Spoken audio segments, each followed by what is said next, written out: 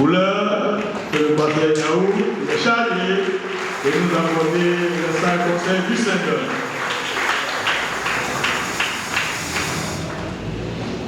Gloire à Dieu. Amen. Nous bénissons le nom de notre Seigneur. Nous bénissons Dieu pour toute sa grâce qu'il nous fait. Je le disais l'année passée, le 31, que Dieu nous a fait la grâce d'être auprès d'un père, d'un formateur, et qui est en train d'investir dans nos vies et dans notre ministère. Nous rendons gloire à Dieu.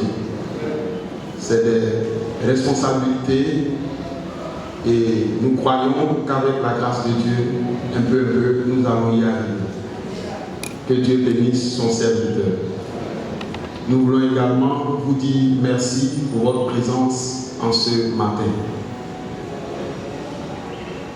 Le 31, lorsque le pasteur a pris la parole, avant de prononcer la bénédiction sur l'assemblée, il a donné cette orientation qui est couronnée, si on peut le dire, par ce thème. La fin de toute chose est proche, c'est l'heure de vaquer à la prière. Nous allons, avec la grâce de Dieu, nous atteler à apporter une introduction, puisque c'est ce thème qui va nous conduire, nos interventions vont tourner autour de ce thème. Et nous allons donc apporter une introduction pour ce matin. C'est un thème vaste, nous ne pouvons pas cerner tous les contours. Dieu ou le Saint-Esprit va inspirer tous les intervenants afin que chacun, selon l'orientation que le Seigneur a mis sur son cœur, puisse apporter ce qu'il faut pour l'édification du peuple de Dieu. Et ce matin, ce que le Seigneur nous a mis à cœur, c'est ce que nous aurons à partager avec vous.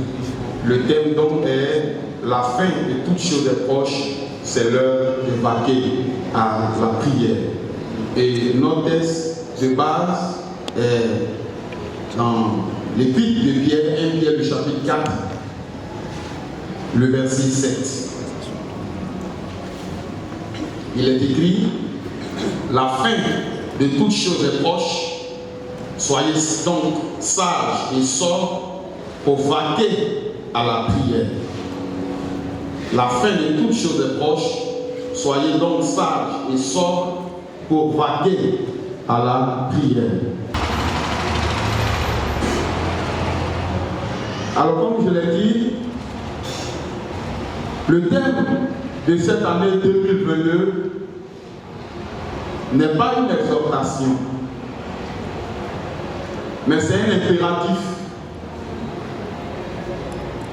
Le texte qui a été donné, parlant du thème, présente une situation urgente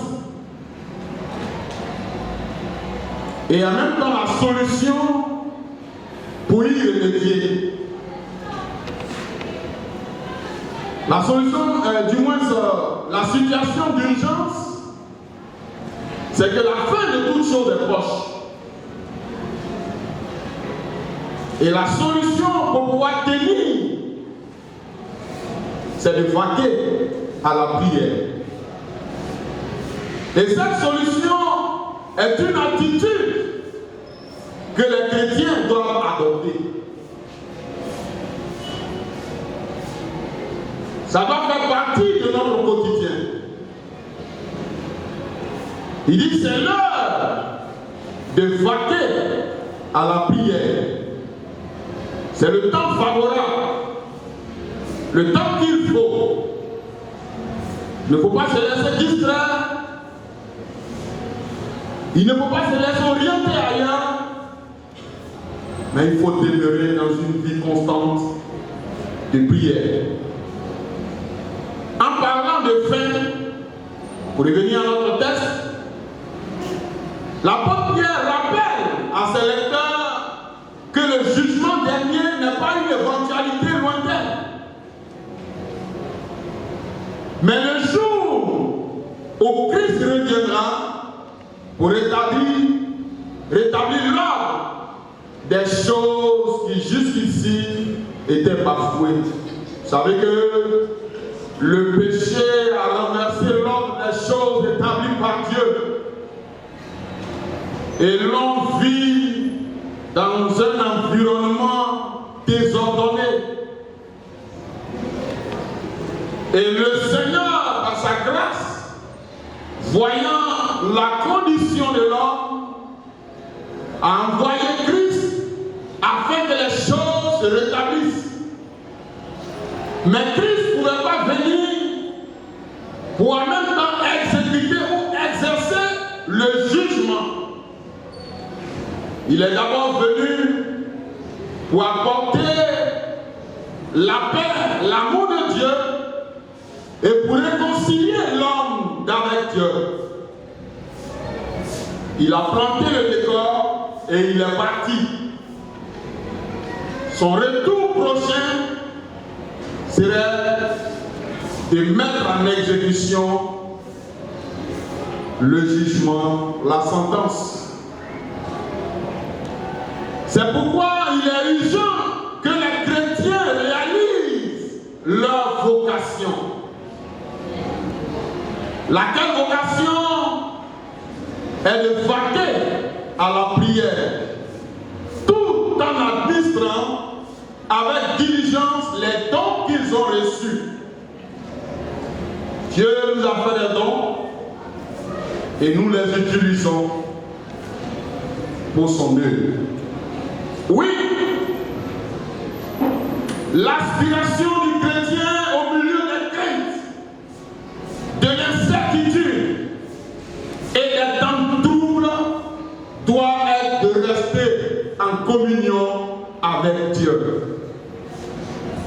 Ainsi, la vie de chaque chrétien glorifiera le nom de notre Dieu. Nous savons tous ce que c'est que la prière, mais nous allons juste faire un rappel de cette définition. D'abord, nous devons savoir, bien-aimés frères et sœurs, que prier n'est pas multiplier de simples paroles à l'endroit d'un être invisible. C'est pas cela, prier. Prier, ce n'est non plus pas de réciter des mots appris par cœur pour accomplir un devoir ou des rites religieux. Ce n'est pas ça, prier. Mais alors, prier, c'est quoi? En Luc, le chapitre 11, le verset 1. Lorsque les disciples étaient en train de demander à Jésus, et il disait, Seigneur, enseigne-nous à prier. C'était un besoin noble. C'était en fait, enseigne-nous à toucher Dieu. Parce que nous savons que les Juifs ne sont pas étrangers à la prière.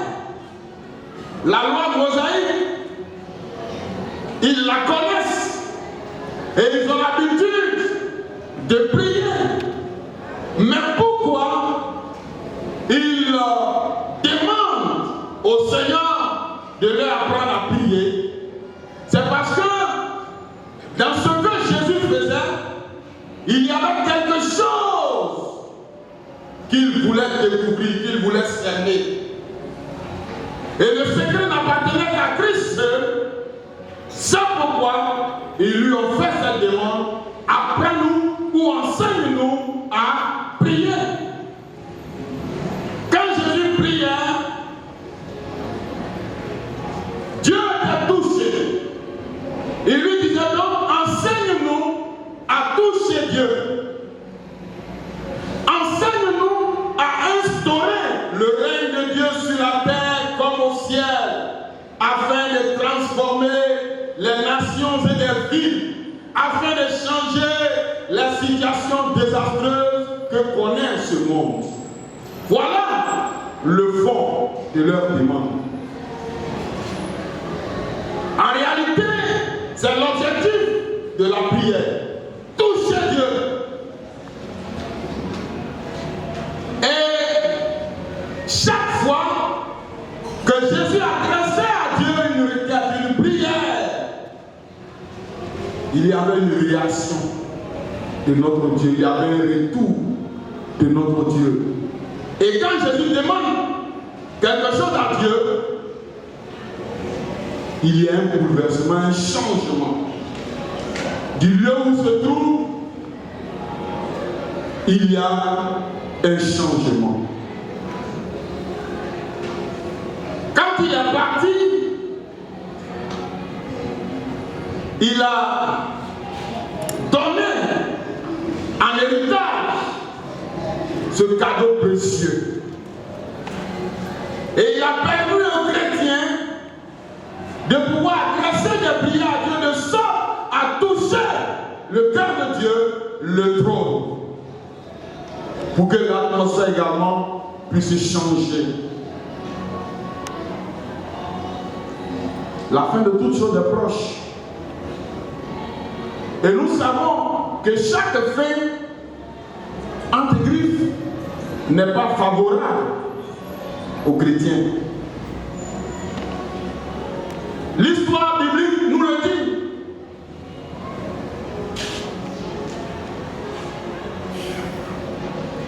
La Bible dit Satan, sachant qu'il lui reste peu de temps, il multiplie les actions. Et quand il multiplie les actions, ce n'est pas en faveur des chrétiens.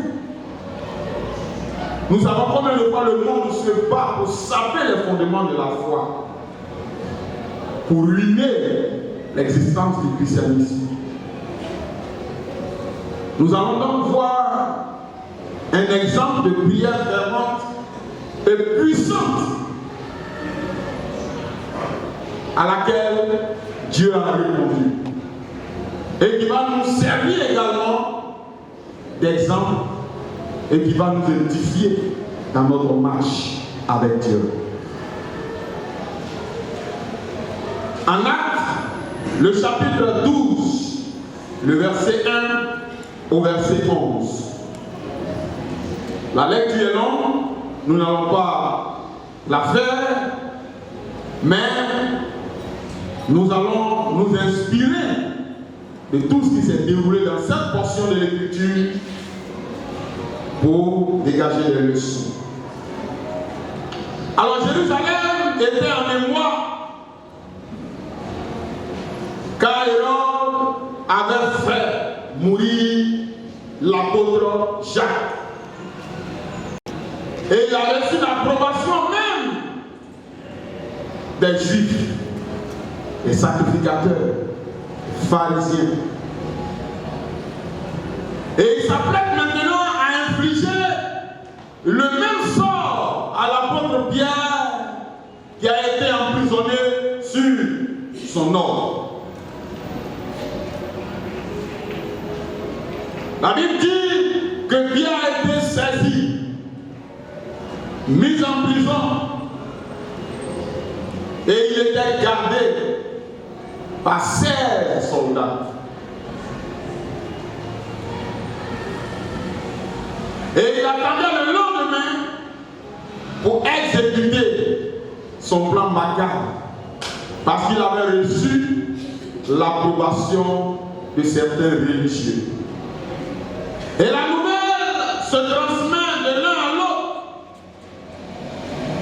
Et ceux qui étaient convertis à Christ, les Juifs convertis, les païens convertis, l'Église du Seigneur qui était dans la ville de Jérusalem s'est mis à prier. Lorsque l'Église a entendu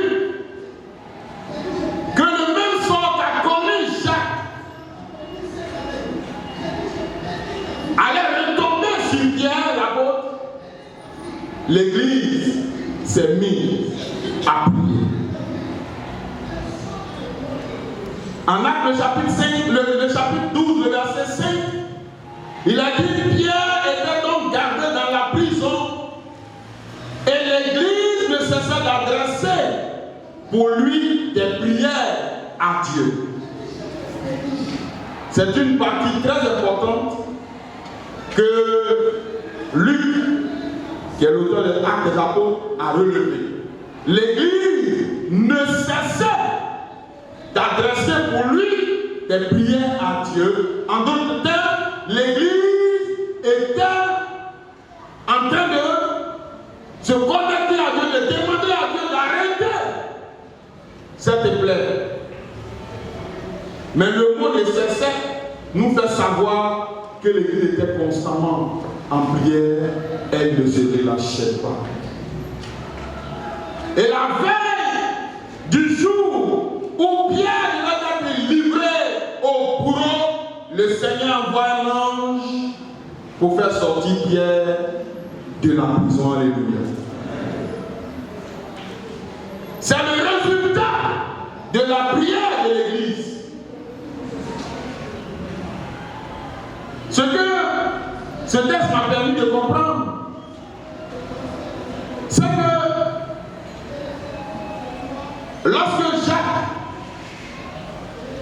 avait été arrêté pour être exécuté, il n'y avait pas eu cette mention-là. Cela voulait dire que depuis l'avènement du Saint-Esprit, où le Seigneur a commencé à se manifester, où les chrétiens étaient convertis, à un certain moment donné, ils avaient un peu baissé la garde. Et même ils ont dit, le Seigneur est tout puissant, Jacques va sortir. Mais ils étaient étonnés de voir que Jacques a été exécuté. Et la même chose allait arriver à Pierre. Non, on ne peut pas accepter ça. Alors l'Église s'est mise à prier. Dieu envoie un ange pour délivrer Pierre de la prison. La Bible dit, l'ange apparaît auprès de Pierre. Mais nous voyons des choses étonnantes. La venue de l'ange est un miracle. Mais bien plus encore, que l'ange soit là, ce n'est pas l'ange qui fait tomber les liens des mains de Pierre. La Bible dit que ces liens tombèrent seuls. Mais est-ce que c'était seul? La prière des chrétiens a actionné la main invisible de Dieu qui a agi pour délivrer Pierre. Lorsque nous poursuivons, il est dit que quand ils sont arrivés au portail, personne ne pouvait s'échapper de ce portail-là. Mais ce n'est pas l'ange qui l'a ouvert. Les verrous sont tombés d'eux-mêmes, la porte s'est ouverte d'elle-même. Les mêmes mains invisibles qui sont en action ont conduit Pierre jusqu'à l'extérieur de la prison. Et c'est à cause de la prière que l'Église ne cessait d'adresser à Dieu en sa faveur.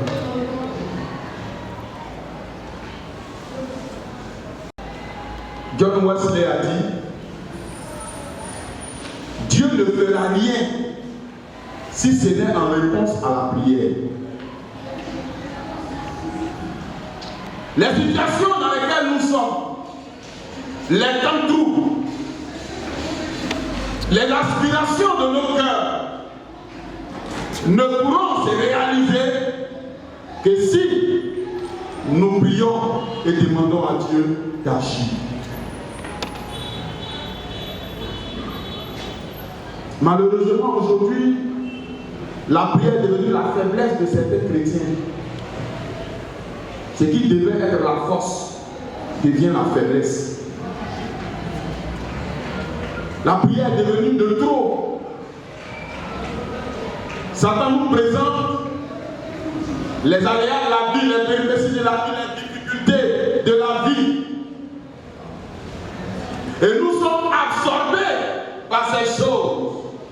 Or, ce que nous recherchons, nous ne pouvons l'obtenir que sûr qu'une action est inspirée de lui, alors agis.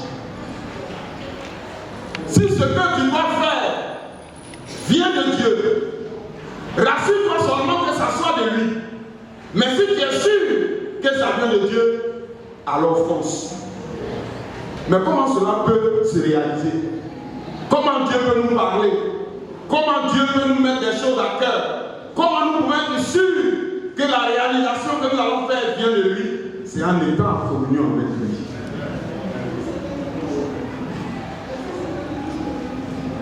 Nos prières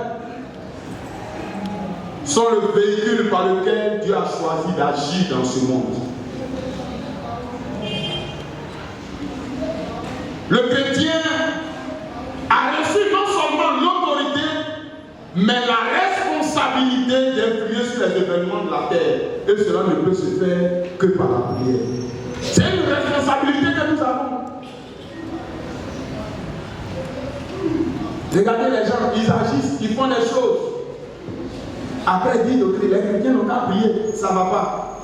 Ils savent que tu as la solution, que j'ai la solution. Mais la solution se trouve à genoux. Il y en a qui ont des problèmes difficiles et qui pleurent seulement. Ils se mettent dans les champs, ils pleurent. Si vous voulez pleurer un mois sur un mois, la situation ne va pas changer.